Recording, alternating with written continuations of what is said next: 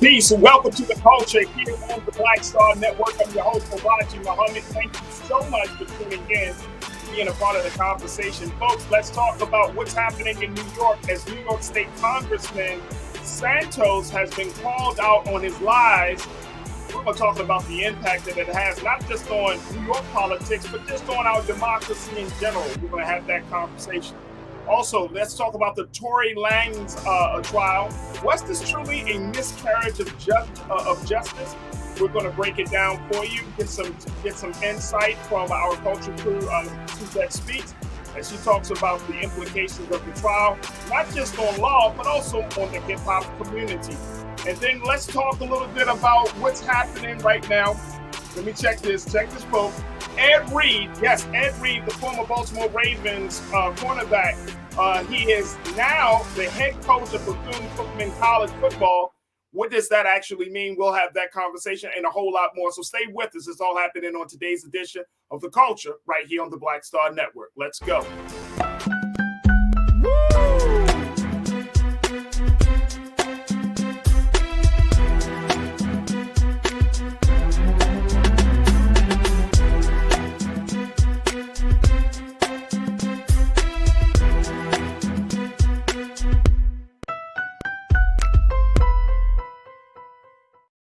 All right, folks, welcome to the culture here on the Black Star Network. I'm your host, Farajii. Thank you so much for tuning in and being a part of the conversation. We got a lot to talk about today, folks, a lot to talk about. Big stories that we have been keeping our eyes on, and now we're saying, okay, we need to discuss them as these stories continue to develop. But here's the big story that's coming out of Washington and New York State, which is Congressman-elect George Santos has been called out on lies about embellishing his resume. Folks, it is not looking good for the newly elected congressman, who has said that he is a couple of things that have been certainly being questionable about his personal history. One is that he has lied about his work history, that he was an associate for Citigroup. Another lie is that he went to Farajii College. And then here's the kicker, folks. The man has even gone as far as to say that he is Jewish and he is a proud American Jew. That was a lie. Let me bring in our culture crew for today, Suzette Speaks, who is a TV host. You can check her out on YouTube. Also, she is a licensed attorney from the state of Florida, and we're always happy to have her on Wednesdays joining us for these conversations. Suzette, my sister, what is going on? Good afternoon. How you feeling this afternoon? Hey, Farajii. Big up to the culture crew. Thank you for having me. Season's greetings, everybody. Yes, a juicy show ahead, indeed. A juicy. First and foremost, I'm digging the dew. Thank you. Oh, yeah. Little Christmas. Hey. Switch up, right? I'm digging. 305 in the building. Let's go. Snap. Whenever we throwing up signs. Okay. 41032. All right, let me stop. Okay. So let's first talk about what's happening out of New York State, which has, reverberated down in Washington, D.C. Here is a congressman newly elected.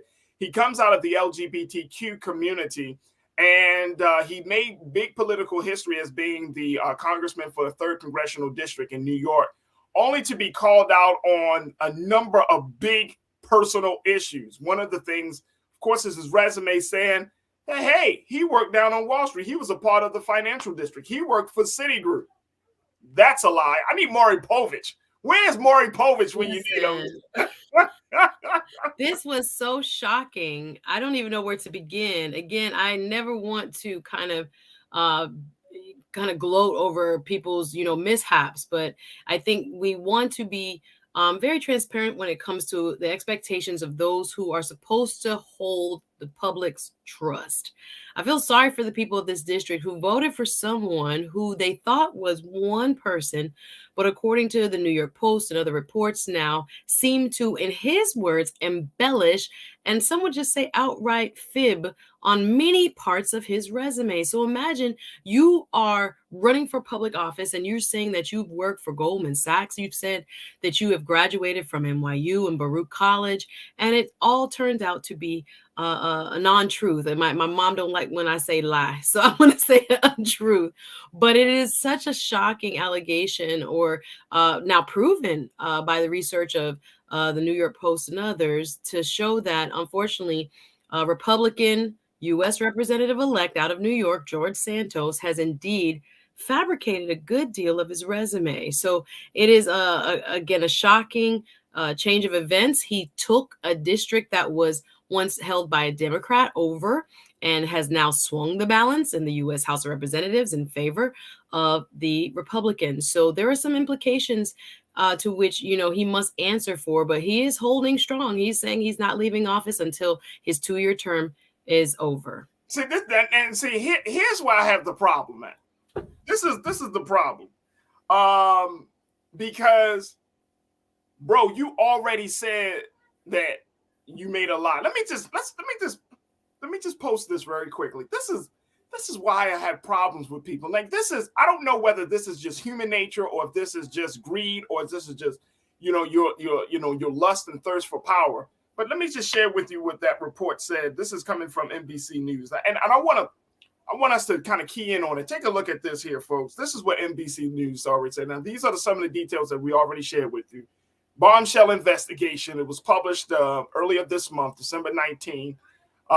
New York Times said it was unable to substantiate many of Santos' alleged qualifications, such as that he had worked for Goldman Sachs, Citigroup, and Baruch College. He graduated from Baruch. He made LGBTQ political history when he won the November race in New York's 3rd Congressional District, which covered parts of Long Island and Queens. Now, check this out, folks. He admitted to what he described as, quote-unquote, overstating and embellishing his qualifications in at least 3 interviews on Monday. Okay, this was this past Monday. He said a lot of people overstate in their resumes or twist a little bit. He said in the interview, he said, I'm not saying I'm not guilty of that. And he apologized in an interview with City and State in New York, saying, did I embellish my resume? Yes, I did. And I'm sorry. And it shouldn't be done. He also said in the same breath, Suzette, that people do stupid things. And this is his word. He literally said, people do stupid things. Sir. Wait a minute, sir. Wait a minute. Hold up, bro. Hold up. You mean to tell me we all do stupid things? But that's not stupid. I don't put, hey, I graduated from Harvard. It's willful. It is with premeditation. It's not by accident, sir. Please stop, making this even worse. He has actually taken down his original campaign website, which had all this information on there, sir. People saw that. It was you in print, black and white, saying that you had done things that you had not. Now, when we say embellishment, now I am not advocating for it, Farajii, but people have put, they were a director or a supervisor and they know they was a team lead and they had to, make it sound a little better for the position that they are trying to obtain. But this is not that. This is whole entire jobs. You have presented yourself to the voters as if you were this kind of Wall Street phenom banker that had worked at Citigroup and had worked at Goldman Sachs and these other big banks, that you had owned all this real estate, which was not true. It kind of has just gotten worse and worse as he continues to speak about it. I think he is mistaken if he thinks he can just kind of brush it under the rug by saying, I'm sorry, I have made this tiny error of embellishing, my resume. I think, even Stevie Wonder could see this is not what's going on here. It is outright down, home, bald face, how they old folks used to say it, lie, sir. So whether there will be an investigation, I know we haven't heard from Republican leadership. They've been rather quiet on this bit of newly released information. Even there are some reports, Raji, that said that there are those allegedly within the Republican leadership ranks that knew about it while he was still running. Again, he hasn't even been sworn in. That's not until January. But you have those like a House leader, Jeffries, who is calling for even an ethics investigation at the very least. Whether it will stop him from taking office is yet to be seen. But there are some questions that he really needs to answer and kind of, stop this double speak about being Jew-ish. And I don't know if you have that quote, but there's some terrible kind of, round robin ways of addressing this that are quite frankly disgusting. Let me tell you, I was definitely going to address that one. The fact that he claimed himself to be a proud American Jew And then in another interview said that, he was a Catholic, and that he said, well, the reason I said I was Jewish because my mom is from Ukraine and she had Jewish roots. And so I'm Jewish. Sir. So let me ask y'all a question. Let me just throw this out there. Is the Anti-Defamation League about to come out at him for claiming to be Jewish? Are we going to see the Jewish response to this that we've seen when it comes to black men and talking about certain things that the Jewish community or certain folks in the Jewish community may not be happy about? Are we going to see that same backfire, that same uproar, that a man like Santos can claim Judaism? It's reckless. Just straight lying about it. It's Are we quite going to reckless. see? See, this is the sad part about this. And I want to just throw this out there because when we got to take a quick pause. But the sad part of the thing about this is that you said this point, Suzette.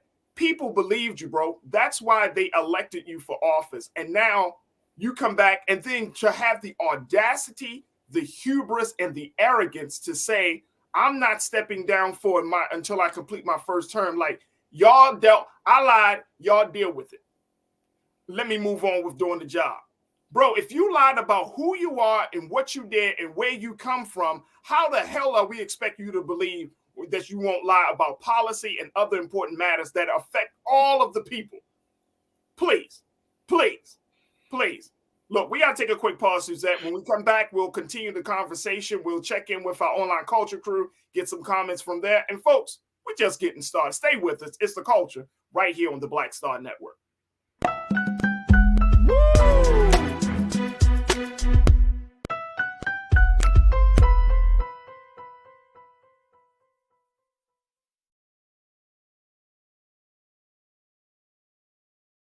Black Star Network is here. Oh, no punch! I'm real revolutionary right now. Thank you for being the voice of Black America. All momentum we have now, we have to keep this going. The video looks phenomenal. See, this difference between Black Star Network and black-owned media and something like CNN. You can't be black-owned media and be scared. It's time to be smart. Bring your eyeballs home. You dig? When you talk about blackness and what happens in black culture, we're about covering these things that matter to us, speaking to our issues and concerns. This is a genuine people-powered movement. There's a lot of stuff that we're not getting. You get it, and you spread the word. We wish to plead our own cause. Too long have others spoken for us. We cannot tell our own story if we can't pay for it. This is about covering us. Invest in black-owned media. Your dollars matter. We don't have to keep asking them to cover our stuff. So please support us in what we do, folks. We want to hit 2,000 people, $50 this month, raise $100,000. We're behind 100,000, so we want to hit that. Y'all money makes this possible. Checks and money orders go to P.O. Box 57196, Washington, D.C. 20037-0196. The Cash App is $RM Unfiltered. PayPal is R Martin Unfiltered. Venmo is RM Unfiltered. Zelle is Roland at RolandSMartin.com.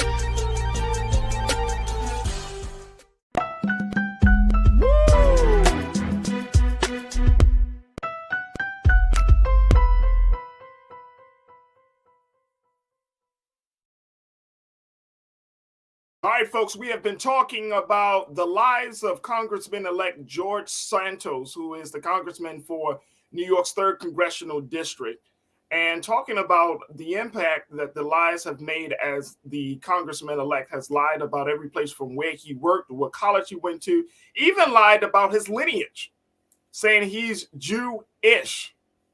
Let's go back to our culture crew member for the day, Suzette Speaks, to give us continue the conversation. I don't know which lie, if there is a priority of lies. I don't know if one lie, Suzette, trumps another lie, right? But the point is that it's hard for me to believe that a person who's running on, in a state like New York, an important state for both parties, who happens, like you mentioned earlier, who wins in a primarily Democratic space, right? New York's 3rd Congressional District, that they didn't check the background. This is crazy. Like who was like who just went along to get along? You know what I mean? Like you didn't check the man's background. Yeah, no, it seems like, and I've seen many people in the comments, hey, everybody, say, you know, for your own job, you have to take a general background check. You have to do general, you know, information gathering, whether you hire someone at, you know, a private corporation or a government job. This is just a normal part of vetting people. But unfortunately, this gentleman, before he was slated as a candidate, wasn't really truly vetted. I also read an article today that stated that his opponent spent all this money on consultants, and nobody in that consultant class did their homework to kind of research this gentleman at the same time. So there were failures on multiple levels when it comes to trying to field somebody that really is worthy of the public trust. I think what has added insult to injury is the amount of kind of denialism, and you guys just look the other way, forget about it. I'm going to do a good job, and I will, you know, continue to represent the folks of my district, you know, wholeheartedly, and they can trust me now. And I think, you know, everyone who is kind of an observer, whether you live within this gentleman's district or you just care about, you know, the American political system, is just worried about what kind of precedents this set. We know that, you know, unfortunately, our politics has taken a crazier turn. Of course, there's always been kind of deceit in politics to one degree or another. But since the election of former President Trump and others who have put out so much fabricating information or fabricated information that we are now almost immune to it, or seemingly or being kind of encouraged to just, again, accept this. He's a human being. No, this has to be called out. This has to be addressed. And maybe ultimately we'll end up in a committee, or maybe a House committee will investigate what happened here. But it's not something that we should just sweep under the rug and pretend as if, okay, just kidding. This is, you know, this is someone who is being held to a higher standard for good reason. You are going to represent hundreds of thousands of people in the U.S. House of Representatives. Like, they should know they can trust who you say you are, so that you can bring the people's business to the House.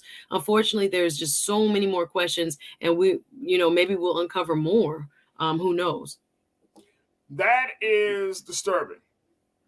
That is disturbing, to say the least, Suzette. It's disturbing to the fact that, you know, people have to deal with this. Like in 2022, this is how our political parties, this is where our political system has gone to, that you can make a bold-faced lie. You can lie about a lot of different things, important things, things that matter when it comes to your ability to serve. And then you want to stand in front of the American people. You want to stand in front of the people that voted you in office and say, deal with it. Yeah, I just embellished. And that's the part that gets me. It's like, yeah, I lied. Deal with it. Yeah, no. And it's like, bro, we're in a space right now that people are so sick and tired of politics as it is right now. It's become so toxic and dehumanizing and insulting. We're at a place right now. And you know, you keep telling people, hey, here's my crap. Y'all deal with my crap. And then guess what? Y'all keep paying me. Y'all keep supporting me. Y'all keep me in power. But you deal with the bullshit that I bring to the table. Yeah. And guess what? Somebody is going to turn and get violent. People are not going to take this level of quote unquote political representation anymore. It's just not going to happen. So it's interesting. It's very interesting. I want to take a couple of comments from our online culture crew. Janelle, you checked in and said a Jewish publication has already called him out on his fake lineage. He hasn't said anything hateful yet. Well, I thought you can't claim to be Jewish if you're not Jewish. Like, yeah, no, it was a way to garner support that he was undeserving of. So he's misleading people. There are folks that will donate to you or support you in other ways based on their belief, based on what you're saying to them. And I think there was also like a Republican Jewish, maybe a caucus, who has also said he's not welcome to join them. But yeah, it is a deep deceit that we can't understate. Like, oh, what's the harm? Everyone does it. No, this is a serious allegation. And again, if just picture someone else saying these same things, you wouldn't get away with it. And that's why I'm a little bit disappointed that we haven't heard more from the Republican side. And obviously we know why, because they need that vote. But if it was a Democrat that did this, we wouldn't hear the end of it from, soon to be Speaker McCarthy. Kevin McCarthy or any other leadership in the Republican side. So it is a little bit disappointing that something like this, that you can clearly see it from a nonpartisan lens, this is wrong. This is ethically wrong. Again, whether he's broken a law, we'll see.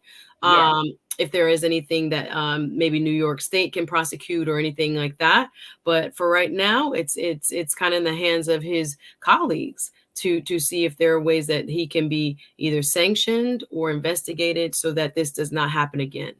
Let me just tell you, let's put this in another context here. Let's look at the fact that this being the election cycle, this election cycle probably brought more crazies to the ballot box than we probably want to believe. But when you look at a person like a George Santos, when you look at a person like a Herschel Walker, should we start to create a standard vetting system for those individuals who are running to become candidates in this government? There doesn't seem to be a vetting system that the American people can put their trust and confidence behind at this point, Suzette. And that's one of the things I think we need to look at, is that who's vetting these people? Not the parties. Like, all you got to do is be of a certain age and breathe. I mean, basically. And then what makes me sad, Farajii, is there are some really good people who have some stains on their record, who did some things when they were younger, who were afraid to kind of step out there and don't want to get in politics because they know maybe past real indiscretion as teens, as young adults will come out. So you have people who have matured past those things, become, their true selves and developed as human beings, but now they're afraid to step into the political arena because of what might quote unquote come out. And then you have other people, as we have seen, as you just mentioned, with the likes of Herschel Walker and this gentleman, Republican George Santos, Rep-elect George Santos, now kind of making the bar even lower so that there are people that, step forward, but wholeheartedly fabricate parts of their histories so that you don't even know who you're voting for. It's wrong. Whether it's illegal is one thing, but ethically it's wrong. And so it has to be addressed, I think, from the candidate level where the parties are actually doing some of the homework. But yeah, it's quite shocking. And I hope, there's something that the parties is really who it boils down to, who select who gets fielded, or people can run on their own. But it's difficult for us to kind of just keep this as the status quo. Hey, Suzette, I'm laughing because you think that the parties are going to do a checks and balance? Like, they let this guy get all the way to this point. So voters, but again, it's checks and balance. What is it? I mean, and look, like I'm saying, in this, folks might say, "Oh, you bashing the GOP." These are GOP people. I'm talking about Herschel Walker. Hell, we could even look at. We don't have to just look at this cycle. Just look at the types of individuals. I'm not even talking about party affiliation, but I'm talking about the quality of character of like a Marjorie Taylor Greene and other individuals who are sitting in the GOP. And you're wondering, and I'm wondering, and folks are wondering, like, how the hell did you get here? You know what I mean? Like, who let you in the door? Who allowed you to have a seat at the table in the room? And guess what? The GOP just lets it ride. Oh, well, it is what it is. We're not going to talk about the biggest liar, Trump himself. I think he changed the game. His example changed the game. So it changed the game. Now look, here's what all politicians lie. But generally that happens when you get in office. It's not about them as who they are as people, though. Like, substantively, I don't want you to tell me that you went to school, you've done all this other stuff. Bro, you can't even tell me where you went to school. Like, he could have just said who he was. Like, he said really go to school. What, he went to a community college or something? He did. He said he never graduated. Now he admits from a school of higher learning. I think he said. Hold on, Suzette. Hold on, Suzette. He never graduated from college. No. and put 2 on the resume on the website. Like, it's kind of like, sir. And again, he didn't need to just be upfront. But again, people feel like, they want to be portrayed as this big businessman with this, wonderful resume, et cetera, et cetera. But it backfired. And I just think, like, I wonder if he thought he would get away with it.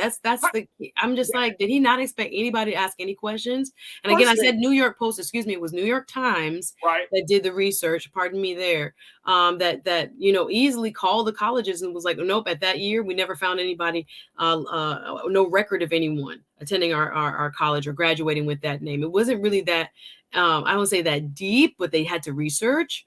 But yeah, it's frightening. Like I said, he as one individual needs to kind of make amends or be held accountable to some certain degrees so that this does not come up again or become, the norm for people running for office thinking that they can just make stuff up and then get elected and say, oh, sorry, that's not really what I did. Sorry. No, we need to kind of draw a line. Actually, it would have been better if he saying, look, I didn't go to school, but I'm qualified myself. And, my ideas are strong enough that the people of this district thought that I would be the best person. Like, that is a much more compelling narrative that, look, I didn't even go to college. Maybe it's compelling. I don't know. But the fact is that you lied about certain things. And I think, as we wrap up, you lied about certain things. And again, I'm going back to the insult. I hope the people of the 3rd Congressional District in New York just run his ass out. You can, and look, let me tell you, I know there's legal takes. I know there's legal procedures that you can take. And, some folks are saying, oh, he should be, impeached and quote unquote.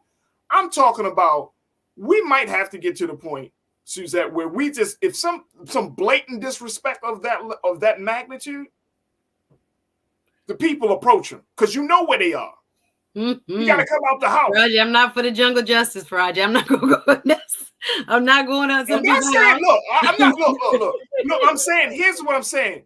You want to play around with leadership and people's lives in this day and time, guess what? You're going to have to tell me face to face. And here in Los Angeles, that councilman who talk bad about black folks, guess what? Everywhere he go, he running up against black and Latino folks. Yeah. Angelinos are like, we're not taking this. Y'all don't mess around. Y'all show up in their office everywhere that Joker go. He can't get everywhere he go. He's met with somebody. That's what you got to do sometimes. You ain't got to put your hands on them. Right. But you got to damn sure let him know, man, look. You answer to us. I'm here all day. I can keep doing this all day, sir.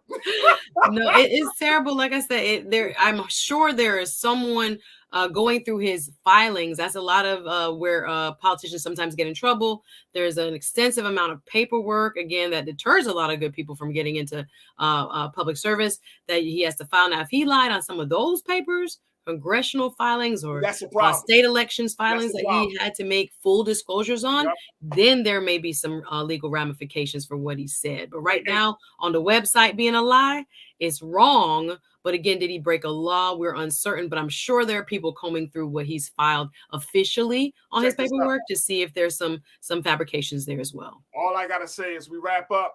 If he was black, would this? He would be gone. Okay, I'm just sorry. Like, they'd find a way. Sorry, they find a way already. They find a way. They will go through all of that. And they'll be like, special election. Right? Special election. All right, look, we got to take a quick pause when we come forward, folks. Let's talk about Tory Lanez and the trial that has rocked the hip hop community. Was it a true miscarriage of justice as the hip hop star was charged and found guilty of 3 felony counts? We'll continue we'll have that conversation up next. Stay with us. It's The Culture here on the Black Star Network.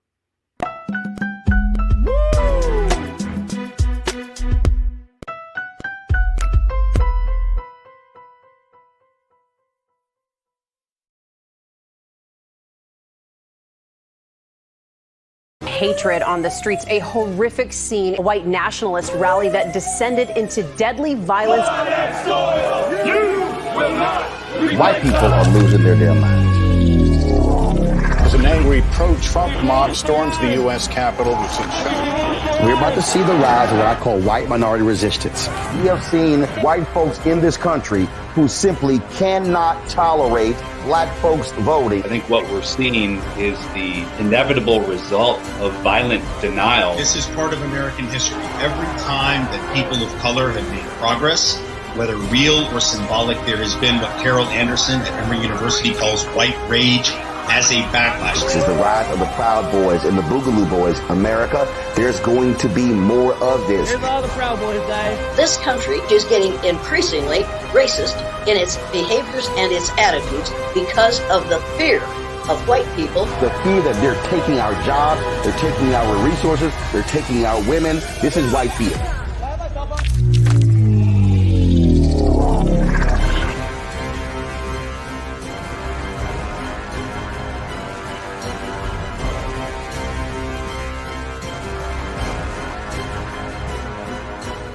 Black Star Network is here. Oh, no punch! I'm real revolutionary right now. Thank you for being the voice of Black America. All momentum we have now, we have to keep this going. The video looks phenomenal. See, there's a difference between Black Star Network and black-owned media and something like CNN. You can't be black-owned media and be scared. It's time to be smart. Bring your eyeballs home. You dig?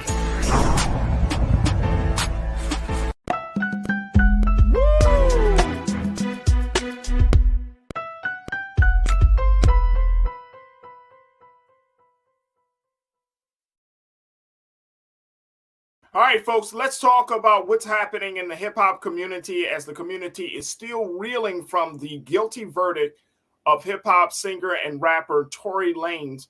This is the gentleman who was in the car at the time that he, Megan Thee Stallion, and other folks were in the car, where 5 shots were heard. And unfortunately, Megan Thee Stallion was struck by one of the bullets. Even though she was not struck seriously, did not cause any serious injury. But this trial was about his possession of a firearm. This trial was about the fact of how what happened on that fateful night just a couple of years ago, where the two were leaving a party. And as a result of this verdict, where Tory Lanez was found guilty of 3 felony charges, the hip-hop community has been broken up. We're from Team Tory to Team Megan to let's get to the truth. And so we've been keeping our eyes on the situation. And I want to bring back my Culture Crew member today, Suzette Speaks, to give us some insight on what she thought about this trial, not just as a person that is familiar with the hip hop music and hip hop culture, but also as an attorney to give us some insight on both sides of the conversation. Suzette, we talked about this when the trial was first kicking off. Now that the trial has ended, 3 felony charges against Tory Lanez. There have been some key moments and some key pieces of information that was shared throughout this whole situation. One is, I think people were looking at who actually fired the gun. There was a lot of discrepancy saying that Megan's former best friend, who was in the vehicle with her, said that she saw somebody else shoot the gun. I mean, there was just a lot of confusion around this case. But along with those developments and those moments, the trial really became this trial about Megan Thee Stallion more so than I think about Tory Lanez, about her credibility was being questioned, about the lack of respect that Black men have for Black women. I mean, it became something very, very different than just a trial about somebody shooting a gun. What's your take on this verdict? Well, there are several observations. Thank you, Farajii, for kind of laying that out there. Well, first and foremost, as an attorney, I look at where are the critical, testimonial, or written statements that had probably the most influence on the jury. And before I do that, we have to think about the standard of proof that had to be shown in this trial, which is beyond the reasonable doubt in the United States when it comes to criminal charges. It's the prosecutor's burden to prove the allegations beyond a reasonable doubt. And in this case, we saw that among the jury of his peers, 12 jurors, 7 women, 5 men, it was up to the prosecutors to place in front of that jury enough evidence to show them that they were indeed making the correct judgment for seeing that these three charges were, the standards for these three charges were in fact met. So I think sometimes when people are looking at what they're seeing on TV or the replay on social media, you have to remember that the evidence case file is broader than just witness testimony, right? So all the statements that were given right after and back in 2020, this happened in that fateful post Kylie Jenner party that, you know, they rode away from. People were giving statements right then and there that were also a part of the court record. So I saw a lot of commentary on social media. And again, just the reactions, we can go into some depth about, you know, why there was so much anti-Megan Thee Stallion, which I say sentiment. And there was some in support of her as well. But when I look at what people kind of were making claims against, like the testimony being shaky and people weren't able to remember, there were lots of evidence collected in and around the incident as it was happening. So I think sometimes we forget, the fact that Mr. Lanez himself didn't testify. That sends a message to the jury. You had the bodyguard that was supposed to testify as well disappear. There was a lot of kind of holes that were left open. If you were going to try to prove that someone else did this, there were a lot of unanswered questions. And I think the prosecutor did an obviously adequate job of saying beyond a reasonable doubt, this is the person that shot this weapon. Again, we're going to have fans who are disagreeing with this. But again, show me your evidence. And again, if you have 4 people in a car and several of them have already testified closer to the events that it was Mr. Lanez, and then you have others who are not found or not, you know, or pleading the fifth at this time, or all of a sudden their memory is foggy. The credibility of witnesses is also taken into account when jurors are weighing the evidence. So there was a lot of questions I saw posted on social media, or a lot of assertions made on social media that I was kind of disagreeing with, because I'm saying, you know, they're not looking at, again, the totality of the evidence in the case file, not just the testimony that we saw, or at least was reproduced to us because there were no cameras in this courtroom. But yeah, the jurors, based on the questions that they had at the end of the trial as well, it was they were asking the judge things about, like, what did willful intent means? They kind of already, that kind of implied that they said, you did it, but was it willful or not? Sorry if my internet is picking up a little bit there, but yes, but there were a lot of interesting points there. If there are a lot of them, let me just break it down in terms of the charges that he was the felony counts that he was charged with. He pleaded not guilty to assault with an a semi-automatic firearm, carrying a loaded unregistered firearm in a vehicle, and discharge of a firearm with gross negligence. According to the prosecutors, the jury convicted him on all 3 counts. I've seen a number of different numbers in terms of sentences that he could be sentenced up to 23, and then some people say up to 30 years. What is for those 3 counts? What is he possibly looking at? And let's not forget, he could be deported back to Canada. Yes, which people act like is not a civilized country. Yeah, no, people like back to Canada. Canada, oh boy. You're gonna need some help. Like, no, listen, they got free healthcare over there. This is Toronto. This is where he's from, folks. Did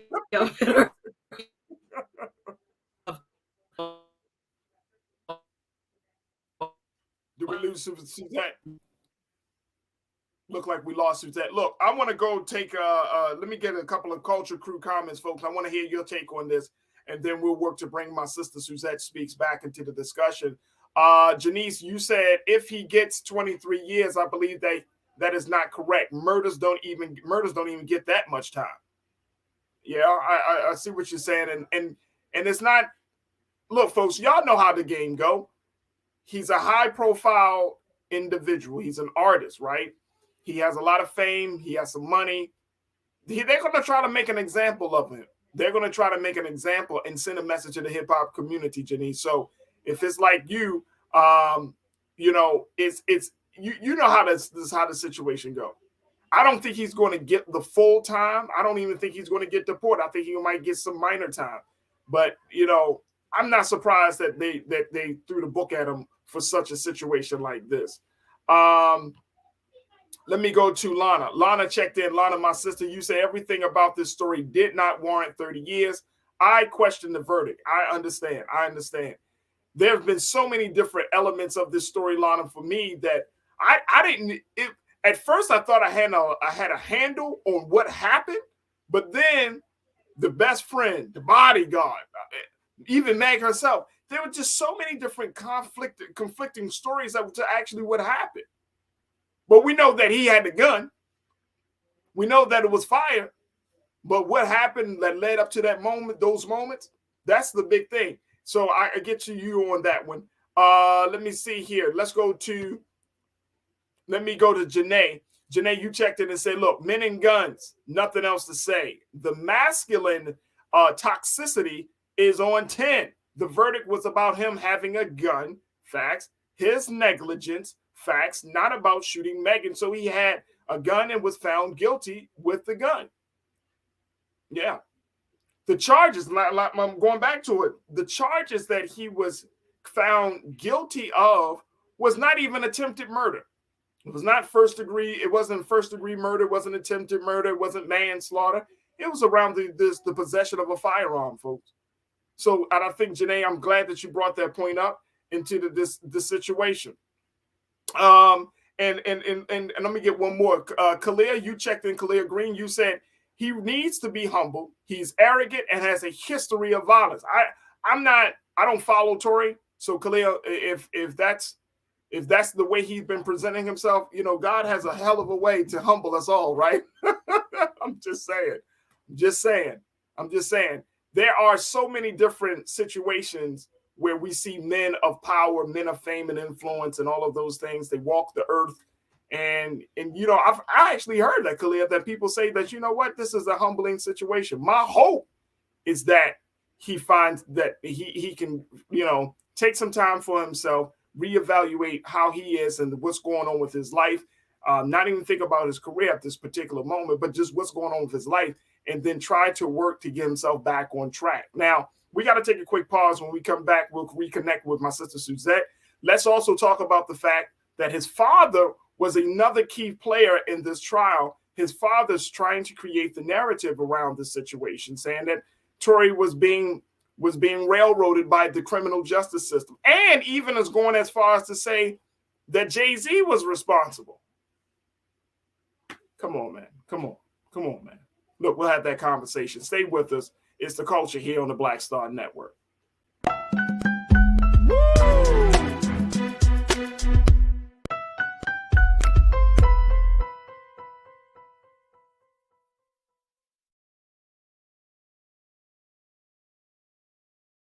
When you talk about blackness and what happens in black culture, we're about covering these things that matter to us, speaking to our issues and concerns. This is a genuine people-powered movement. There's a lot of stuff that we're not getting. You get it, and you spread the word. We wish to plead our own cause. Too long have others spoken for us. We cannot tell our own story if we can't pay for it. This is about covering us. Invest in black-owned media. Your dollars matter. We don't have to keep asking them to cover our stuff. So please support us in what we do, folks. We want to hit 2,000 people, $50 this month, raise $100,000. We're behind 100,000, so we want to hit that. Y'all money makes this possible. Checks and money orders go to P.O. Box 57196, Washington, D.C. 20037-0196. The Cash App is $RM Unfiltered. PayPal is R Martin Unfiltered. Venmo is RM Unfiltered. Zelle is Roland at RolandSMartin.com. Black Star Network is here. Oh, no punch! I'm real revolutionary right now.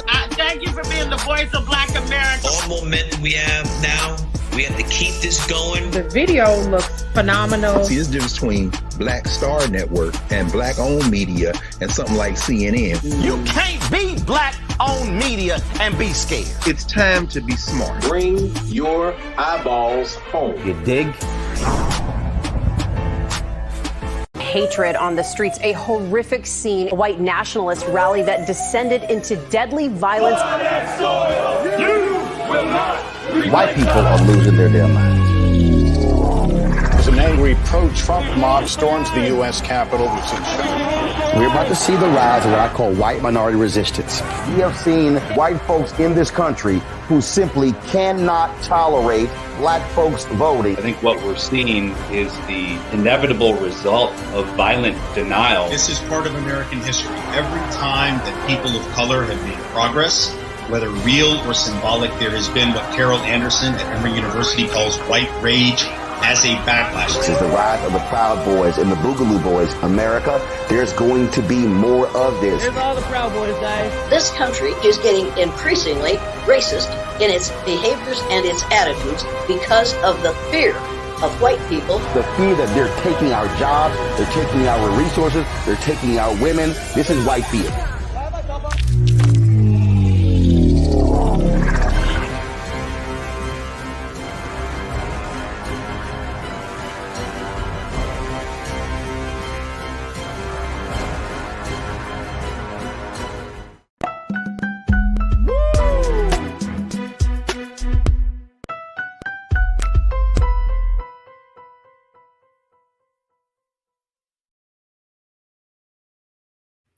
All right, folks, welcome back to the conversation. We've been talking about Tory Lanez, the trial that has rocked the hip-hop community, and asking the question, was this truly a miscarriage of justice? Now we're checking back in with my sister Suzette Speaks, who is a TV host and is a certified board attorney, checking in from Miami, Florida. So Suzette, when we look at this situation with Tory, like, you know, you brought up some pieces of you know, the friends. You talked about the charges themselves, but I want to shift gears and take a look at this father figure. Like the father is trying to present this narrative that Tory is being railroaded by the system. He went even as far as to say that, you know, he was going to blame Jay-Z. Take a look at this, folks. This is actually what's happening as a result of this verdict. There's been a petition that's been put out. That's got a few thousand folks that are saying that Tory needs a new trial, that there needs to be an appeal ASAP. But I want to, you know, well, first, let me go to what the father talked about. The father simply said that Rock Nation, he pointed out that the management of Megan Thee Stallion, Rock Nation, who manages Megan, the people around her, and Jay-Z are all responsible for railroading his son into this situation. What is going on? Like, sir, your son had a gun.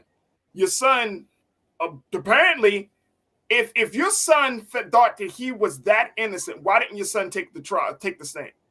Why didn't your son try to clear his own name? Like, why are there still these gaping holes as to what happened? Like, if the prosecutor is able to take advantage of all of these things that are supposed to work in your son's favor, why didn't they work in your son's favor? Why wasn't that part of the story being told? I don't understand the father. I get it. Your son is in a situation that is deep situation, but is it really you being railroaded and a miscarriage of justice?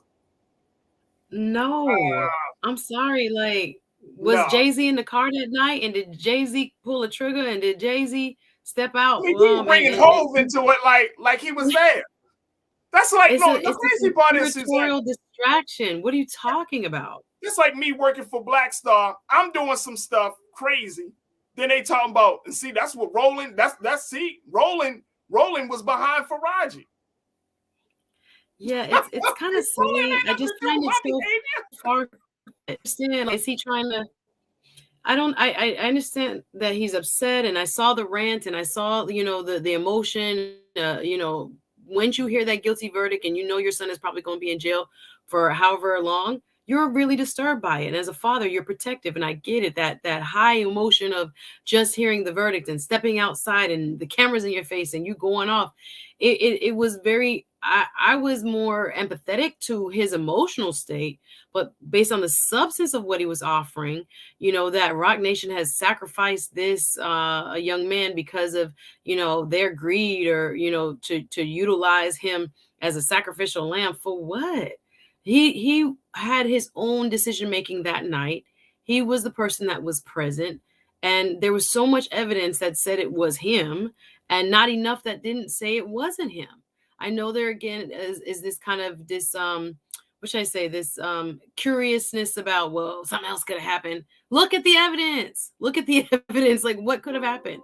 It's not the same. And I just feel like people are very kind of quick to I don't know, want to defend someone based on their desire to protect a Black man or protect a Black woman. But we really just got to search out facts in these cases and kind of see where the evidence lies. But the petition doesn't mean anything. The judge is going to sentence.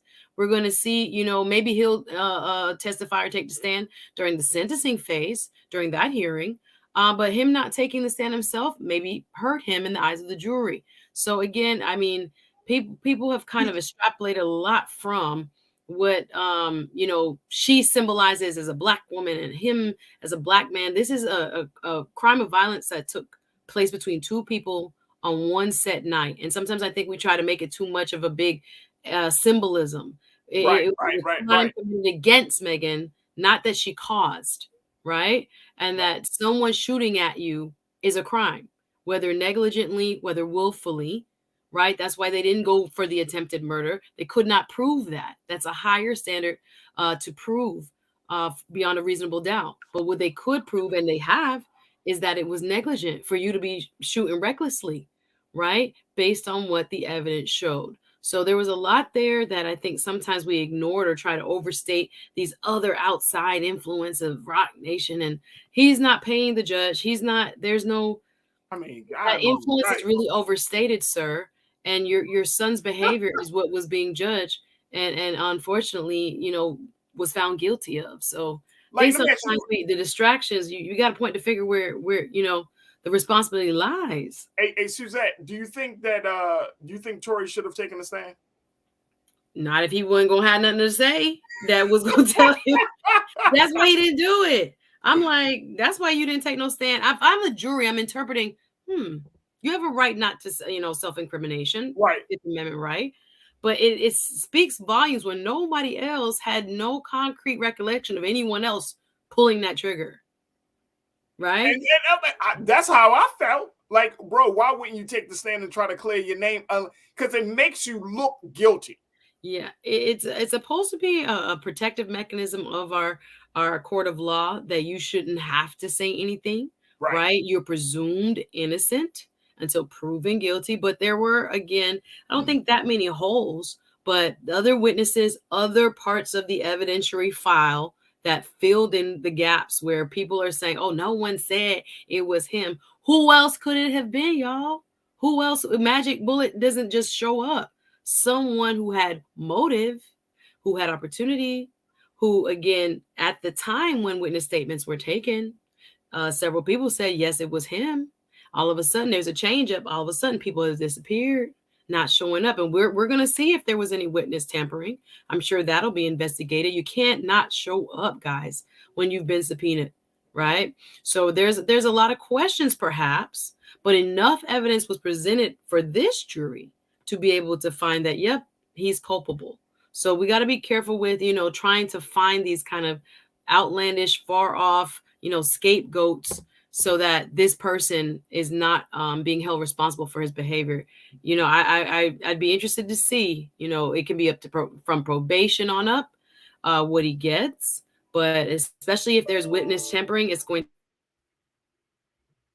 Looks like we lost Suzette. Look, I mean, and I'm agreeing with her that it looks like it. If it comes down to witness tampering, we will certainly figure that out. But I don't think this is one of those cases, folks. I really don't think it is. Belinda, you checked in very quickly. You said, how can you, as the father, not instill civility in your son who was caught in another country with a deadly weapon? Also, how does this ranting change his outcome? Well, you know what? I think that if you are a parent, you know this. Your child is a different human being. We can teach them. They come from us. They come from our households. But at the end of the day, they're going to make their own decisions, right? And so because your child is a different human being, they think differently. They see themselves differently. They see the world around them differently. So I'm not going to beat up on the father in terms of, I wouldn't say that that the father didn't instill civility.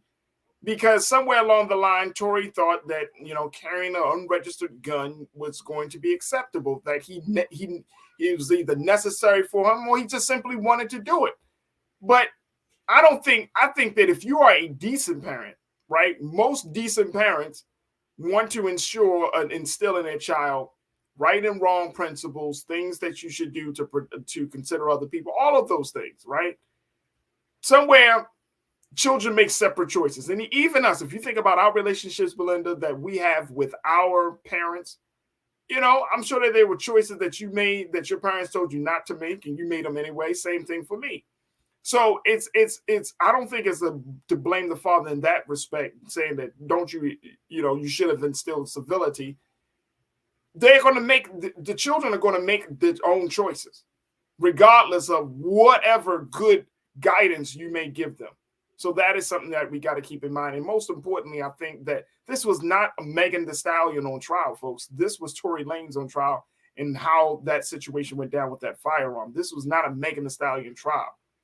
The unfortunate part about it is that she put herself in a trick bag with her conflicting statements and interviews and her testimony on the stand and all of those things. So her credibility looks bad. But at the end of the day, this was about a situation that could have been more fatal. All right, folks, we got to take another quick pause. When we come forward, let's talk about how another NFL Hall of Famer is making his mark in Black college football. We're going to check in with our guy, Scotty. We're going to talk about Ed Reed and the big decision that he just decided to make. Stay with us. That conversation is up next here on The Culture, right here on the Black Star Network.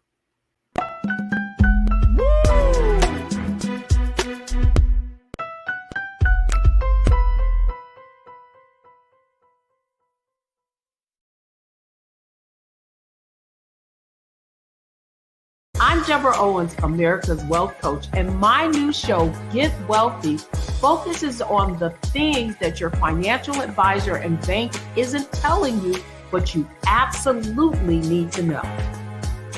So watch Get Wealthy on the Black Star Network.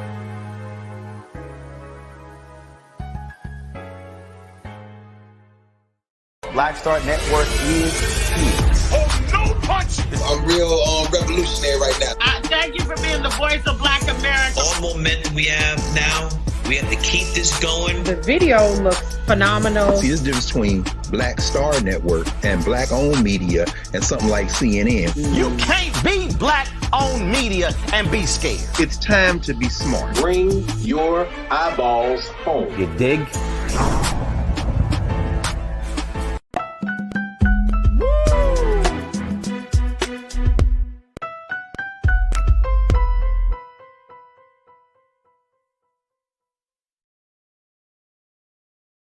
All right, folks, let's talk about what's happening in the sports world as another NFL Hall of Famer has decided to make his mark in the coaching space. I'm talking about former Baltimore Raven Ed Reed, who is by far one of the best players of the game of all time, folks. I'm talking about Mr. Ed Reed, who played for the Baltimore Ravens. He played for my team for 10 years, establishing himself as one of the great defenders in the league and in NFL history.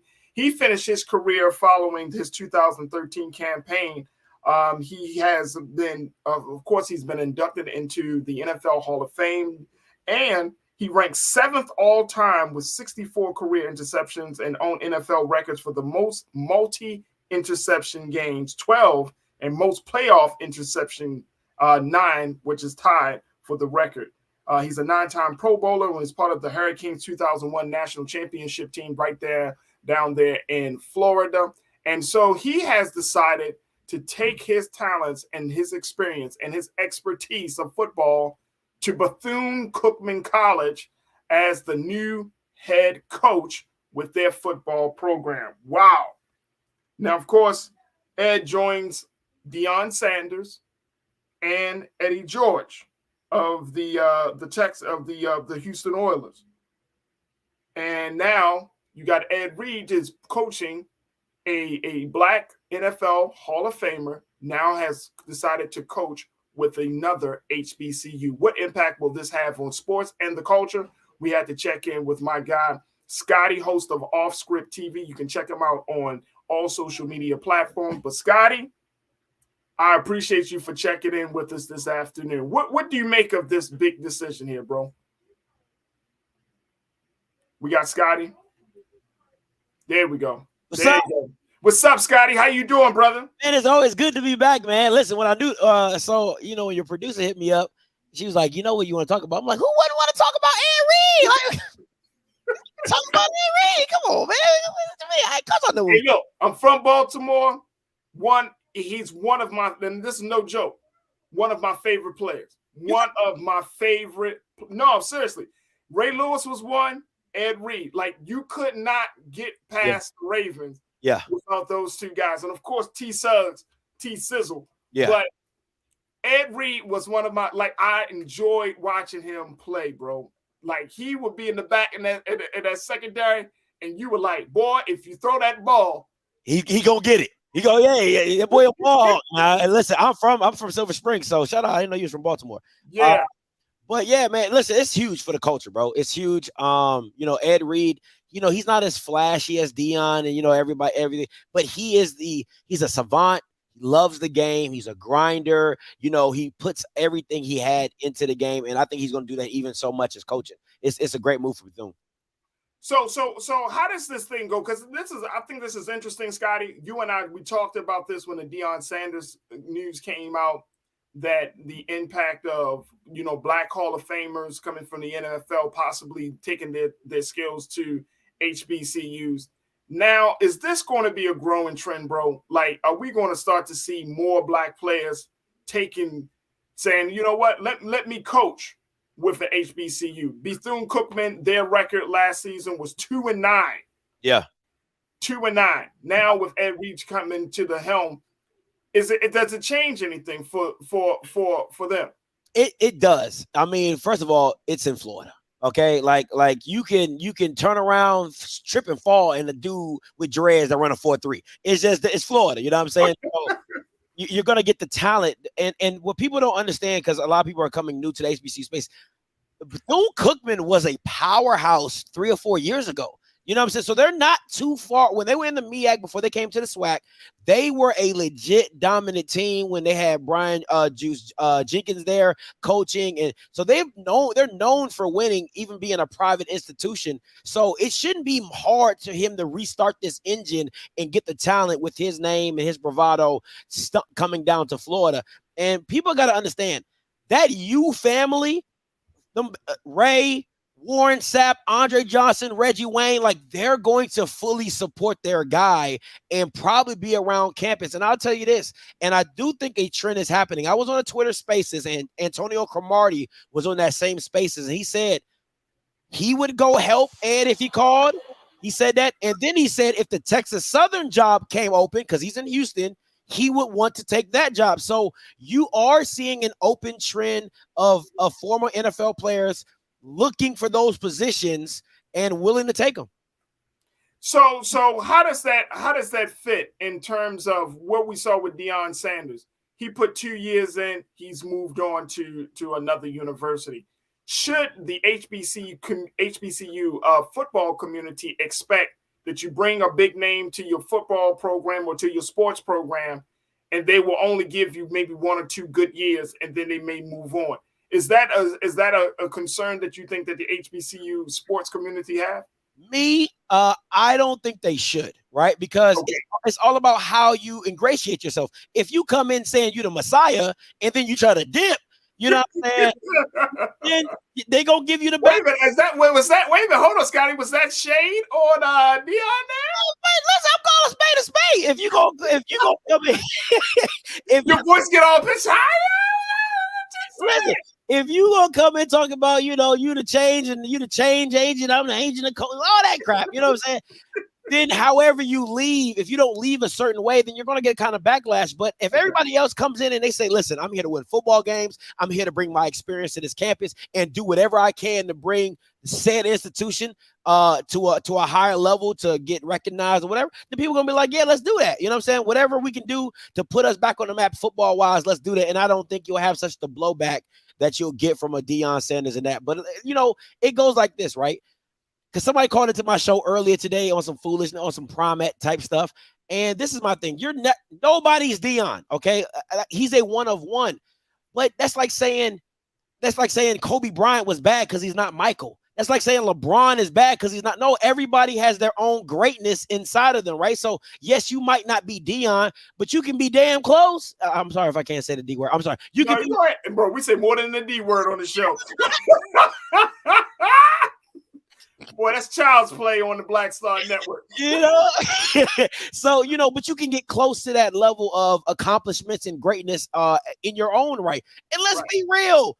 Dion couldn't even win the biggest game of the year in HBCU football. So is he really that great? I mean, just being honest, you know what I'm saying? So it's that type of level. So I agree. I think that you will start seeing HBCUs kind of fold in this lane. But once again, when you come into this arena, you have to be able to bring resources. That's the key. I'm going to use, like, the way they try to pimp HBCUs, I'm pimping you the same way. You know what I'm saying? Like, because all they trying to do is get back to their alma maters or get to a Power 5 or whatever, which they feel they deserve to be there because of their formal NFL experience. But they don't have, you know, the white schools be like, hey, you ain't got the experience, just like any other job, right? So, you know, they come down to HBCUs. They're like, hey, we'll take you. You know what I'm saying? But as they take you, you need to get whatever you can. And I said on my channel, Bethune Cookman should have been selling merch yesterday. Do you hear me? They should have been selling. They should have been selling Ed Reed merch as soon as that Bama's name was announced. Bam. The next minute they dropping merch, because that's what you need to do to get your money back and get your resources. So, you know, we'll see. It's interesting because now it's like you use the term pimping, but are we pimping ourselves at this point? You know what I'm saying? Like you got a black man who's bringing his skills to a black school to help black folks, but you know it still feels a little weird. Like it still feels like this is more of a business model rather than an institutional an institutional process, right? It feels like, okay, this is going to be a quick fix. Yeah, we're going to get our season. We're going to change our season. We're going to get some money for our football program. 2 to 3 years, we will be back on top, and then we move on to the next situation. We might get a coach, a much more quote unquote less famous coach, more just as qualified, but a little bit less famous in the next 2 to 3 years. Yeah, and that's why I agree. It's because you're not. It's like fixing a hole in the boat with, like, you know, caulk or, you know, just something to get by, because you're still getting water, but it's not going as fast. That's why, to me, I really wish Dion would have stayed and played the long game, because imagine this. Imagine Dion, imagine Hugh, imagine Ed Reed, and now you can start implementing infrastructure changes to the SWAC, right? He could have been the godfather of a SWAC new media era, to where now you're going to ESPN asking for $5 million per school. You know what I'm saying? So you're probably getting say about $60 million per year, 4 years. That's $240 million for the SWAC conference, because of the eyeballs, the excitement, and everything generated around that. And then you can go to the Celebration Bowl and say, hey, listen, guys, let's make a college football HBCU. Let's make a black college football playoff. Let's take the model they have for the New Year's Eve Bowl. Let's bring it down to us, and let's build that. See, that's infrastructure that changes schools' lives 5-10 years down the line. You see what I'm saying? So it's little things like that you need to implement and keep around, and rebuilding their infrastructure. So if Dion would have stayed and he could have implemented this new media era to where now they're getting real money from ESPN or Amazon or YouTube, Apple TV, you know what I'm saying? That's when you become like, hey, that's game changing. That's Messiah-ish. You know what I'm saying? I love it. Hey, look, 30 seconds before we take our next pause, Scotty. Do you think that Ed Reed, do you think that any one of these guys, one of these Hall of Famers, are thinking about the long game? I won't say Ed Reed is not, but I won't say he is at the same time. I think when as your parents say, you know, keep the main thing, or where your feet are landed at this moment, be in that present moment. So at the present moment, I think he's just trying to do the best thing he can for Bethune-Cookman while he's there, and then whatever comes from that. But if he's not there for a long term, I can't get mad at him. If he is, I'll be happy. So it is what it is, because I'm gonna be right here covering the whole shebang. Right. We got to take a quick pause. When we come forward, let's continue the conversation with Scotty. Let me bring back my sister Suzette Speaks, and she's in Florida, and see what kind of buzz is being created down there as Ed Reed is looking to take helm take the leadership role at Bethune Cookman, and of course, take some comments from you. Stay with us. The conversation continues right here on The Culture on the Black Star Network.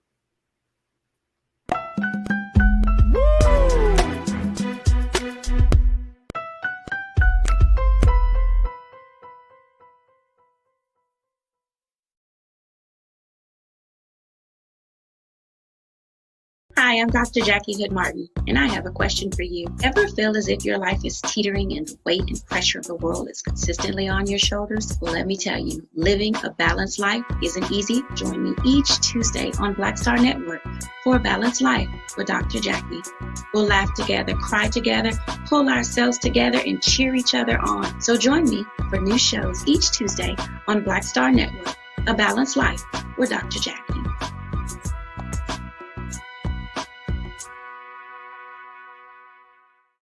Black Star Network is here. Oh, no punch! I'm real revolutionary right now. Thank you for being the voice of Black America. All momentum we have now, we have to keep this going. The video looks phenomenal. See, this difference between Black Star Network and black-owned media and something like CNN. You can't be black-owned media and be scared. It's time to be smart. Bring your eyeballs home. You dig?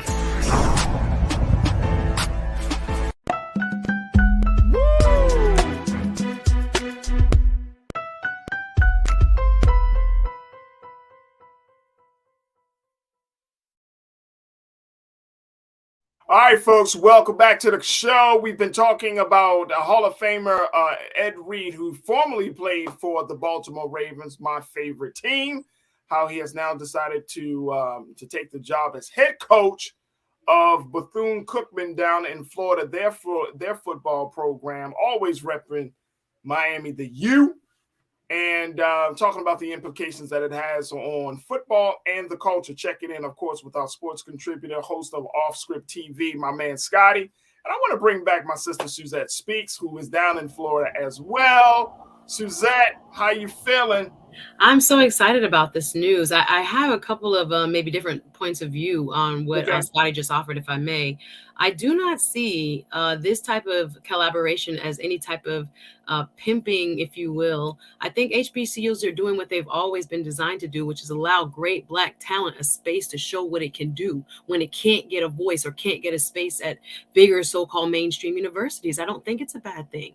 I think it's a win-win. When you look at what the students are getting from his experience, his exposure, his network, what the school is getting, hopefully in ticket sales and other paraphernalia, as Scotty mentioned, it's actually going to be very good. And I'm thinking about it in terms of what we've talked about over the last maybe intensely 3 or 4 years when it comes to the pipeline to the NFL. I think the only way we're going to get more Black coaches in the NFL is if they have training grounds like HBCUs to get their cred up and to find places where they can show they can win.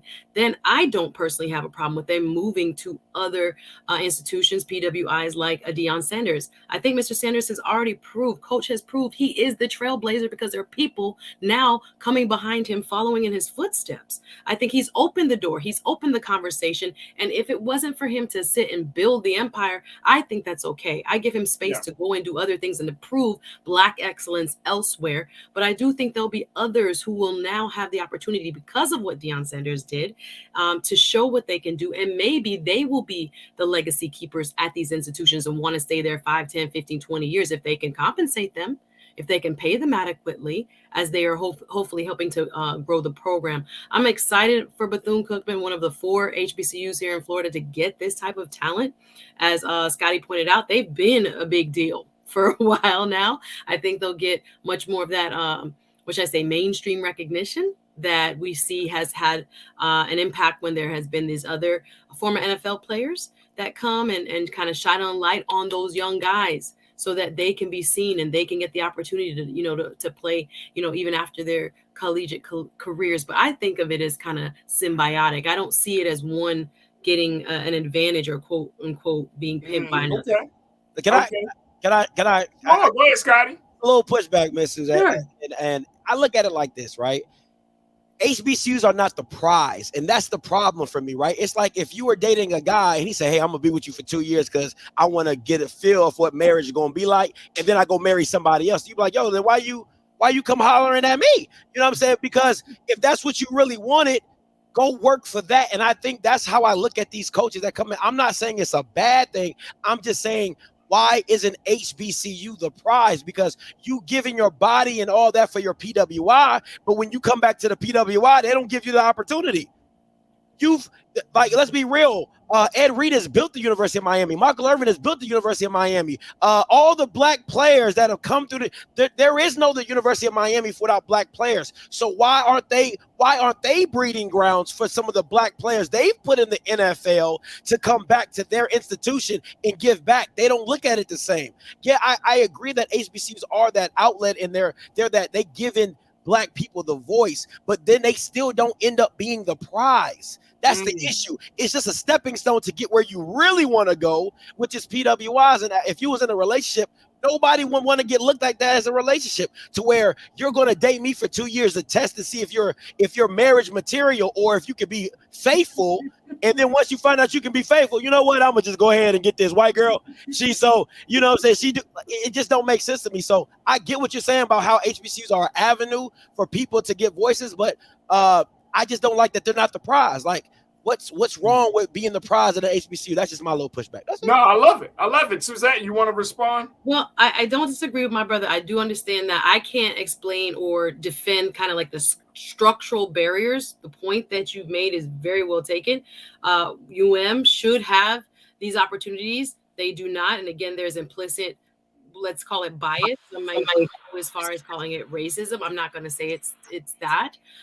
But in the meantime, we have to have practical means for allowing people opportunities. So I don't disagree with you. But right. I don't think I can, you or I can say, because it's not that way, we shouldn't have this type of opportunities for folks who want to do some of that, kind of groundwork, self-development, coaching development, as well as helping the schools program develop and get stronger. But your point is well taken, brother. Absolutely. Yeah, my thing is I want us to hold accountability to PWIs, right? Because a lot of PWIs are built off the backs of black athletes. And now when these black athletes want to come back and coach at said institution, now that they don't have the experience, now they can't do anything for you. They can be a wide receiver coach, they can be a defensive analyst, but they can't run your institution. It's just a catch-22 for me. So I think that the standard should be held higher for PWIs, that people say, oh, they're there for the money.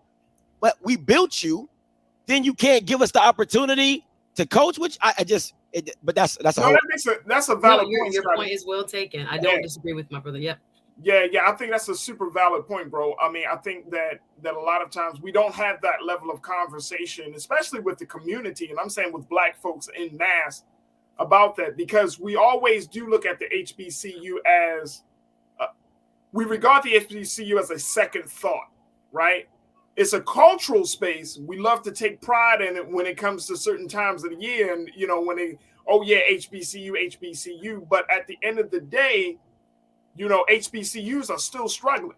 Yeah, the academic programs are struggling. The sports programs are struggling. The enrollment now we have HBCUs have been around for over 100 years in this country now, and some of them, mm-hmm. Right, and we're just seeing within the past 2 years, as a result of George Floyd, where there were more students that have enrolled in HBCUs than they have in all of its history. More black students too. So we have to bring HBCUs in the conversation. I'm happy that like Ed Reed and Coach Prime, and they're bringing the HBCUs in the conversation. Here's my concern, though. Can the sports program save an HBCU? Listen, the athletics is the front porch to any institution, right? Nobody's going to the University of Alabama for chemistry. Okay, they're going there. Well, why not? No, it's not really why they're going though. I'm just asking, right? Like when we think now, like for example, when you think of your Ivy League schools, right? Your Ivy That's League different. Schools, That's different. I get it. I'm just saying. They don't care about sports.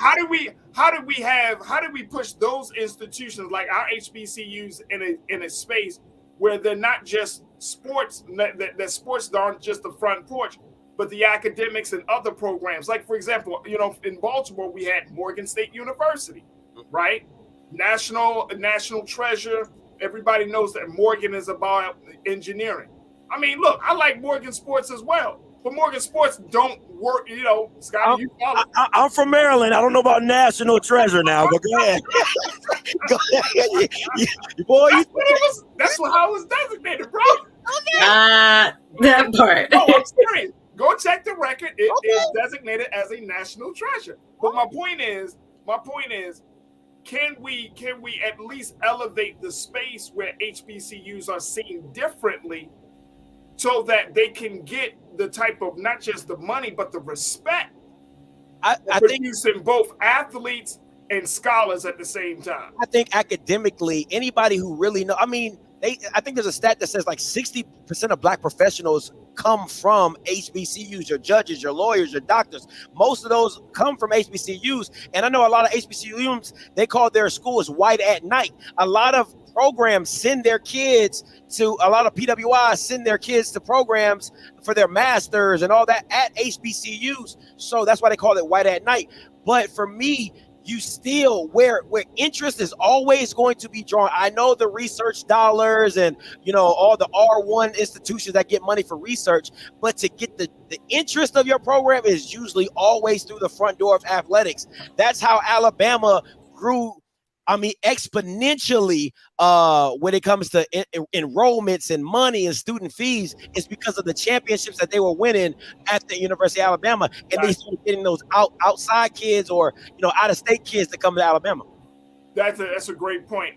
Karen checked in. My sister Karen checked in Suzette and says, Suzette, 100, we have to create and grow within our spaces in order to be elevated into other spaces. Other spaces have greater opportunities and compensation. That is the way it is. Karen, Suzette, you want to respond to Karen's? Karen that goes for corporate. That goes for other kind of programs where we're kind of within a kind of incubator-like scenario when we go to these places that are safe spaces for us to mess up, make mistakes, try new things, be innovative, also be coached and developed as well. There are very high expectations when you come to these PWIs when it comes to winning games.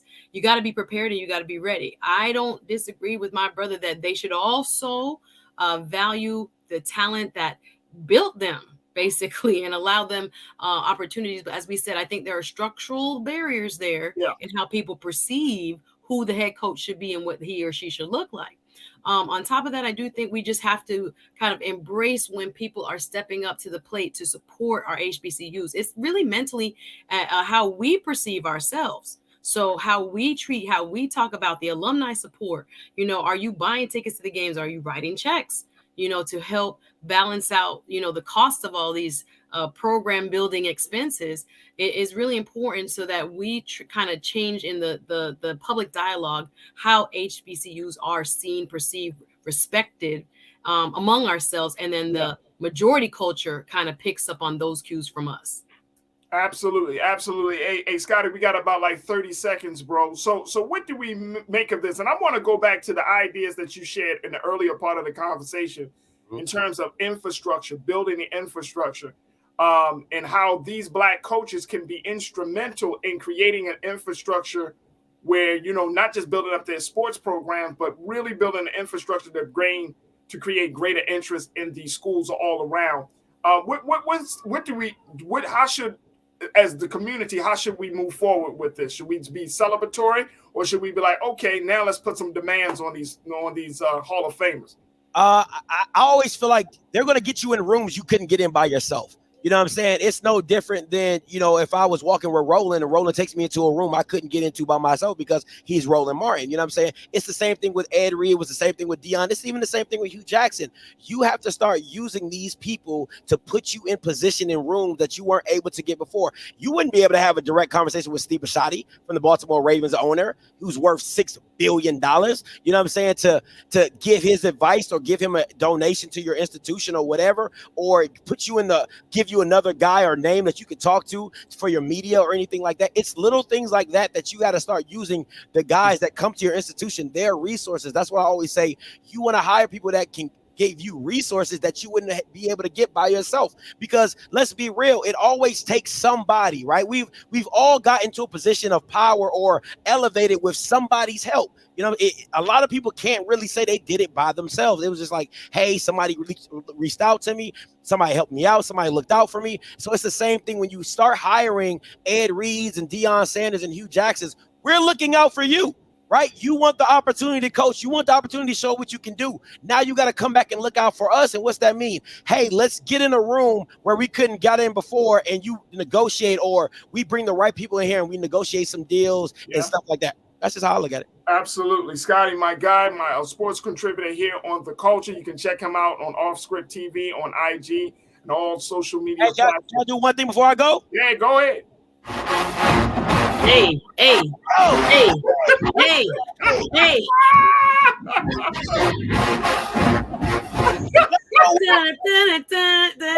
Let's do that. She know what it is.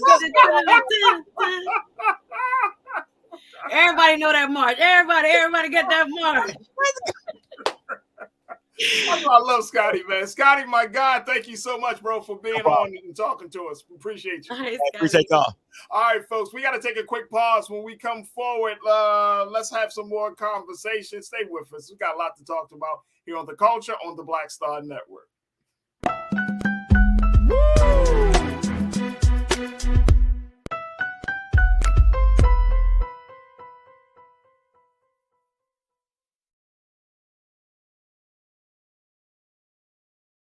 When you talk about blackness and what happens in black culture, we're about covering these things that matter to us, speaking to our issues and concerns. This is a genuine people-powered movement. There's a lot of stuff that we're not getting. You get it, and you spread the word. We wish to plead our own cause.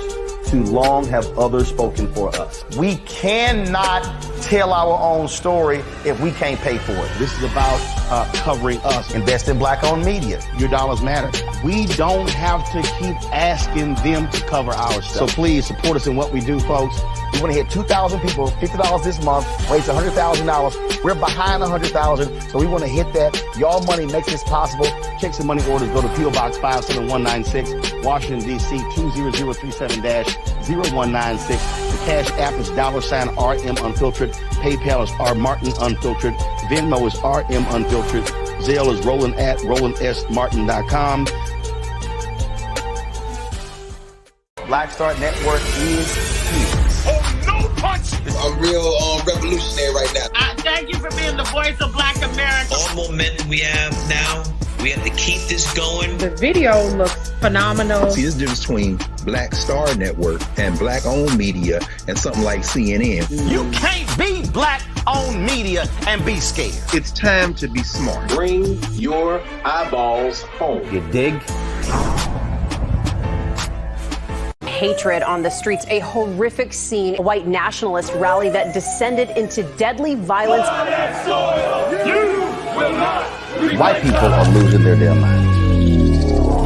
As an angry pro-Trump mob storms the U.S. Capitol, we're about to see the rise of what I call white minority resistance. We have seen white folks in this country who simply cannot tolerate black folks voting. I think what we're seeing is the inevitable result of violent denial. This is part of American history. Every time that people of color have made progress, whether real or symbolic, there has been what Carol Anderson at Emory University calls white rage as a backlash. This is the rise of the Proud Boys and the Boogaloo Boys. America, there's going to be more of this. Here's all the Proud Boys, guys. This country is getting increasingly racist in its behaviors and its attitudes because of the fear of white people. The fear that they're taking our jobs, they're taking our resources, they're taking our women. This is white fear.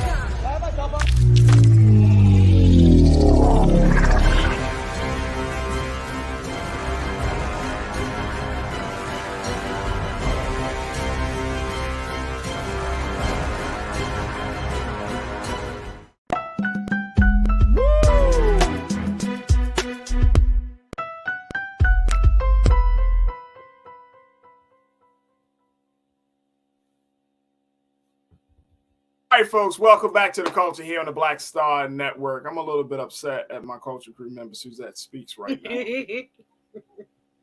Farajii. Farajii, I tried to watch it last night, but I didn't get but through one more episode. Don't ruin it.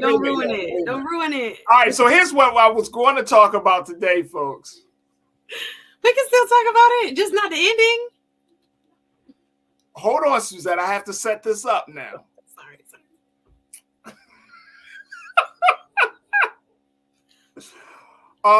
So I wanted to get Suzette and give you folks an opportunity to kind of sound off. And what do you think of The Best Man? Since this has become a cultural phenomenon, this show has reignited our love for these characters that we have come to grow with and have come to love over these past 20 years. And now with Peacock's new limited series, 8 episodes, The Best Man, the final chapters have hit the screens. And I will say, the verdict is in, Suzette. This is a hit. Yay. It's phenomenal. Now, look, I'm not going to. Now, Suzette just shared with me, y'all. I haven't finished all of it, Farajii. I watched 3. So cool. I get it.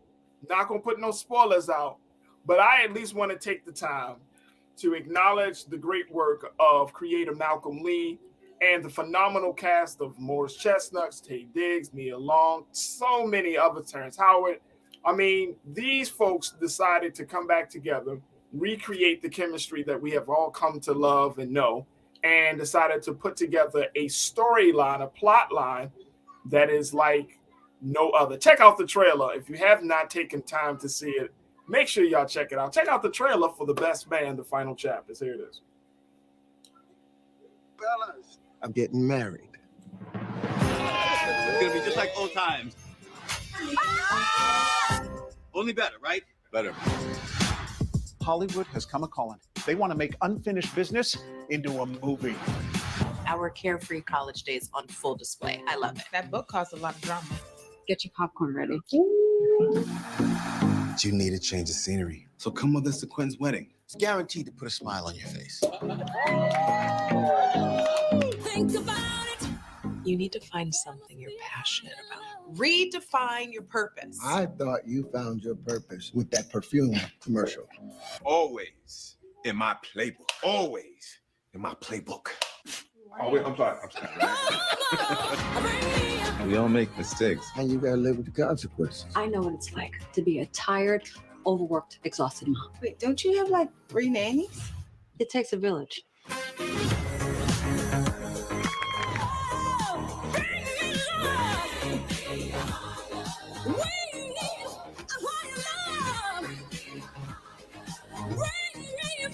Life doesn't always go the way we expect, but if we're lucky, we end up where we're supposed to. We're actually really looking forward to some husband and wife time. Yes, we are. Are you two gonna have sex? What's sex? A really yummy dessert. Ooh, then can I have sex? Okay. Do you know who I want to play me? Who? Beyonce. Get your coins together, brother.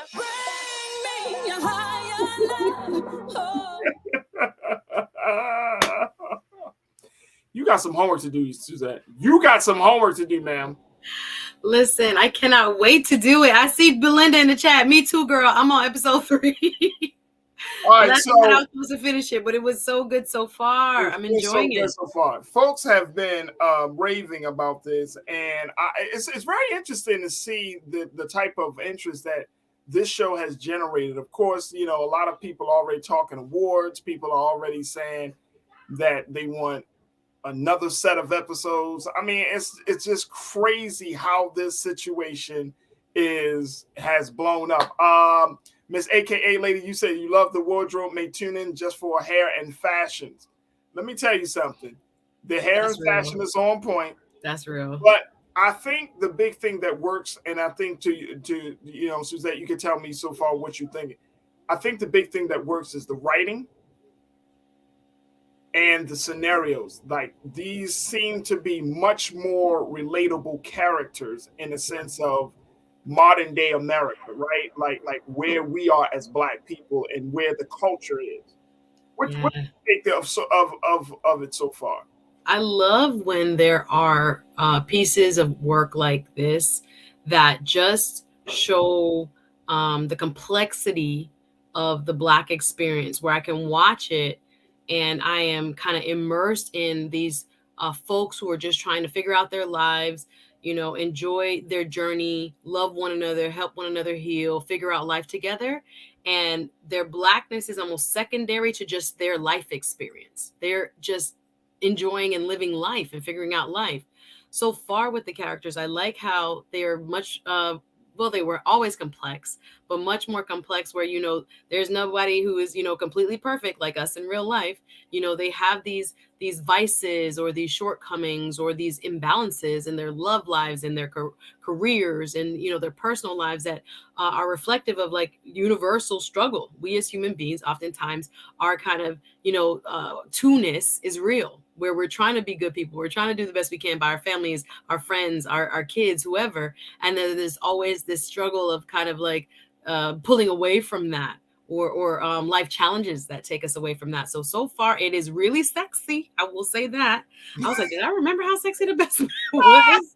I mean, I was like clutching pearls a couple times. I was like, oh, okay, we starting out like this. Okay. All right. Best man. I forgot. So it's definitely not for the kiddos. Did Morris and Tay, did they always? Well, I was like, okay, they still got it. Shout out to Morris Chestnut. I was like, oh, okay, this is how we start now. Okay. Very interesting plot twist. But yeah, I think it is still indicative of what life can be like, when art imitates real life, where people are, in these complex situations that look great from the outside, but on the inside, you're slowly dying, or you slowly have this pain that's unresolved and you're trying to figure it out. So far, I mean, again, fashion, hair, all of that. Yes, the ladies look fabulous. I was like, dang, y'all putting pressure on grown women looking this good. I'm like, let me just say this. Are tattooing in this whole film. I kept saying, damn, what's going on? I have to say, beauty on display. Let me tell you, Suzette, I have to say, like, I follow like Nia Long on social media. I follow Regina Hall. I follow like when you look at Sanaya, Regina, and Nia, and even Melissa D'Souza, right? Like I call them like the Fabulous 50 Club, because you would not believe that these women are 50 years old. Flawless. I'm talking about them close-ups too. I mean, I'm talking about like when I looked at Nia Long, I was like, yes. Like Nia. What they say. I mean, I thought you were beautiful take care when of you were a Fresh Prince, but damn, you still. They are styled to the T. Just the fashions alone, I'm like, yes. Right. And I think there's something about it. I mean, there has been an article that was written about the fact that for this the women characters got more screen time. You see a lot more focus on their personal lives. The character development, as you mentioned, Suzette, is a little bit more in depth for the women characters. So the story is not just about the friendship of four men. It's about the friendship of these women as well in their lives. And so I think that it speaks volumes about where we are in Black America. I mean, yes, they have these flaws and they have these things, but there's a certain level of proudness that you can have about this level of Black excellence. Now, I'm going to be honest with y'all. Some Black shows and Black films turn me off because it's like either we're depicted in media as being a part of the hood, that hood life, and that's part of our story, right? But then on the other side, we are uber rich. Right. You know what I'm saying? We're like pulling up. In actuality, most of us are middle class. So. Right. Right. What about us? What about us? Like, you know what I'm saying? Mm-hmm. So the plot line is a little bit more believable. I can see a Taye Diggs character becoming a Pulitzer Prize winning writer. Right. You know what I'm saying? I can see, okay, they want to turn his book into a movie. I can see all of the characters' growth and evolution, because that's always been a big turnoff, especially in telling Black stories. Black stories, it's not like we want it to be so fantastical that it's almost unreachable and unattainable, and you just don't connect to it. Yeah, and like so Black bourgeois. Yeah, you know what I mean? Like they're not. They're professors. They're writers. Of course, Morris Chestnut character. He's a coach, trying to get back into the NFL. The whole thing, like, these are believable things, but it's still like, there's some level of Black excellence, but it's not Black excellence that's unattainable Black excellence. No, I think it's actually pretty realistic, because I think I like the way it allows grown folks to be doing what grown folks do, which is attain success over time. I think in the Black community, we have a lot of success stories of like early success, and maybe even in American culture in the broader sense, where we are overemphasizing success before like 25 or 30, when the majority of humankind gets their success with time, like after 30, like after 40, like closer to 50, when you start figuring out yourself and this thing called life and how it works. So I think that kind of realization of putting like really grown folk, I'll tell you this is introducing it to a whole new generation, because I was getting my hair did and I was watching my episodes with my hair stylist who's in her 20s, and you know how she referred to Taye Diggs? I was like, yeah, you remember from Best Man 1? And she's like, no, he be dancing with Omarion Baby Mama on TikTok. And I'm like, there's a whole generation that only knows Taye Diggs by him dancing with, I think her name is April from TikTok, and has no clue these characters even existed. It was shocking to me when I was trying to explain to her who Morris Chestnut was, and she didn't know. So I was like, wow, this is also kind of a generational introduction to these characters for people who didn't grow up, or just, just passed, maybe 10 years after, came of age, and didn't know about this movie. So I think that's exciting to have a whole new kind of awakening within different generations about this movie and its characters. I think, and as we wrap up, and I'm gonna give you another week, but thank you. As we wrap up with this conversation, I mean, I think that I'm really, really happy about the success, and more importantly, the reception that people have given the show.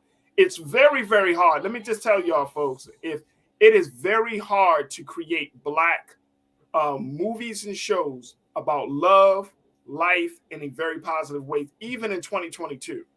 It's very, very hard. And I'm talking about hard in terms of Hollywood saying we're going to greenlight this project. Yeah. You know what I'm saying? Like, it's still, like, we might love it, but it doesn't always bring in the money. It doesn't always bring the prestige and the acclaim that it deserves.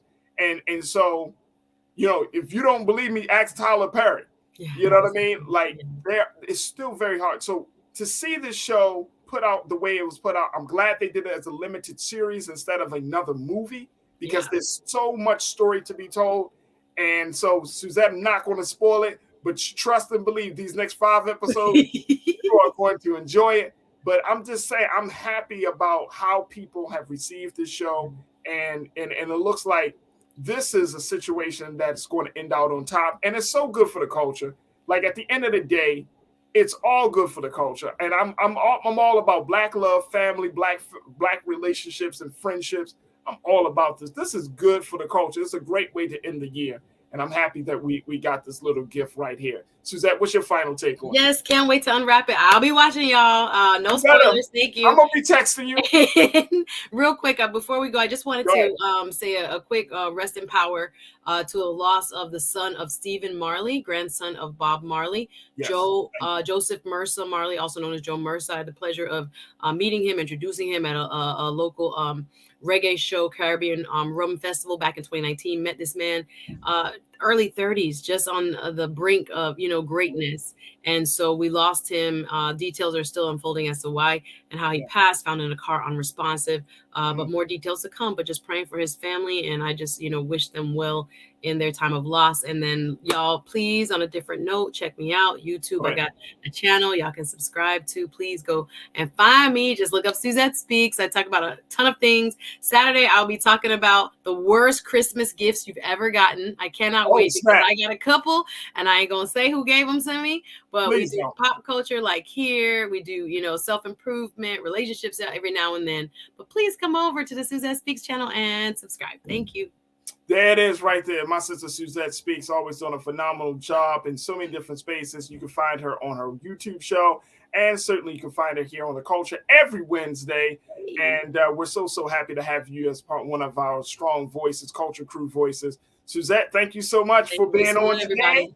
Thank you. God willing, Happy New Year. Happy New Year. See you next week. Until next year. So, I hope you be safe and have a prosperous and peaceful transition into the new year. But thank you, Suzette. Thank you. Goodbye, everybody. Thanks for watching. Absolutely. Absolutely. All right, folks, that's going to do it for me. I thank each and every one of you.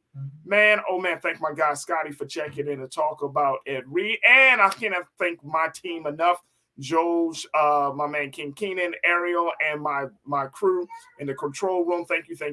Make sure y'all do your due diligence. Go to our website, blackstarnetwork.com, where you can support the Black Star Network, and more importantly, you can support Black media like never before. You can check out all the great content. You can check out all the wonderful programming that we have on this show. Not just the culture, but you can talk about Get Wealthy and so many other dynamic shows on the show. Also, Roland has a new interview that he does with Sally Richardson Whitfield. And he sits down with her for Rolling with Roland. So a lot of great content is on Black Star Network. Make sure y'all support us financially and share the content and sign up for the app for free and download the app on all of your devices. Also follow us on social media at Black Star Network as well. Also follow me, yours truly, Farajii Muhammad. Follow me on Instagram at The Real Farajii and on Twitter at Farajii. We'd love to connect with you, continue to build. Folks, I thank each and every one of you. We're going to bring in some new Culture Crew members starting next year. Got a lot of great plans and great ideas. So I'm going to be tapping folks. And I see you, Culture Crew. I see my online Culture Crew. I'm going to be tapping you. I'm going to just recruit you and bring you on. I see you. So we're going to have some new voices and new faces. But we got a couple of days left before the end of this year. So make sure y'all tune in tomorrow for another exciting edition of The Culture. Stay tuned. Up next is Roland Martin Unfiltered, RMU. And as always, never be afraid to challenge what's wrong. Stand for what's right while being yourself in the process. God willing, we'll talk tomorrow for another exciting edition of The Culture right here on the Black Star Network. Peace.